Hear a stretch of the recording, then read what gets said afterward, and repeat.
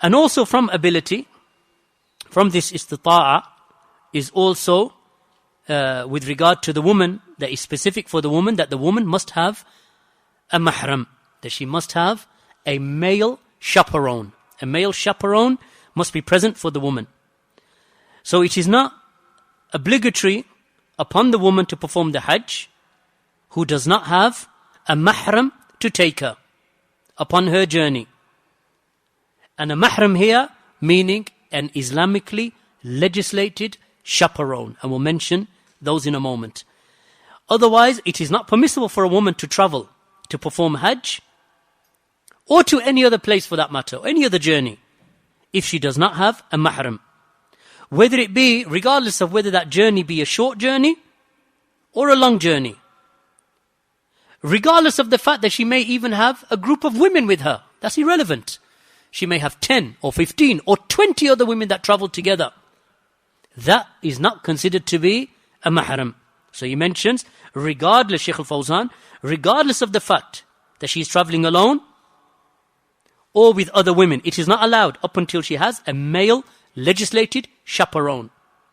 And that is irregardless of the fact whether she is young and beautiful or whether she is old and unattractive. Makes no difference. And this is irregardless of the fact whether she is traveling by aeroplane or whether she is traveling by other than an aeroplane. And this is due to the hadith of Abdullah ibn Abbas radiyallahu anhuma, that he heard Allah's Messenger sallallahu alayhi wasallam say whilst he was delivering a sermon, that it is not permissible for a man to be in seclusion with a woman except and up until she has with her a mahram, meaning a male chaperone who is legislated. And then the Prophet ﷺ said, and it is not allowed for a woman to travel except with a mahram, meaning a male chaperone. So then a man stood up in front of the Prophet ﷺ, and he said to the Prophet ﷺ, he said, Ya Rasulullah, I have a wife and she has gone out to perform Hajj. And as for me, I enlisted myself in the army to go out and fight at battle such and such. So the Prophet ﷺ said, leave that and go and make Hajj with your wife. The hadith in Bukhari and Muslim. So here, the Prophet ﷺ told him to leave what? To leave jihad. Because it is not allowed for your wife to perform this pillar of Hajj. If it is not allowed, my brothers and sisters, and this is the foolishness of many of our fellow Muslims, may Allah subhanahu wa ta'ala guide them, that they say it is allowed for a woman to travel without mahram. Which is, out of the five pillars, as you know, they are the foundations of this religion. There is only one out of the 5 pillars that involves a journeying for the majority of Muslims. What is that pillar? Hajj. A woman cannot fulfill this pillar of Hajj except with mahram. So what about traveling for a holiday? Holiday wajib. Allah did not allow you to fulfill a pillar of al-Islam without a mahram. So how about going on a journey and going shopping, or I want to go shopping to such and such a shopping centre in London or in Sheffield or this place and that place. If it is not allowed to go to Hajj except with a mahram, the Prophet ﷺ told this companion what? Leave the battle, forget the battle, this is not for you. You go and make Hajj with your wife. Because she needs what? Mahram. Barakallahu feekum. Hadith in Bukhari and Muslim. Then, the Prophet ﷺ, Shaykh Ibn Uthaymeen mentions that the Prophet ﷺ did not say to the man, and did not seek from the man further questioning. He did not say to him, does she have other women that are going with her? He didn't say that to her. How many women are going with her? And the Prophet ﷺ didn't say to the man, is she young? Is she beautiful?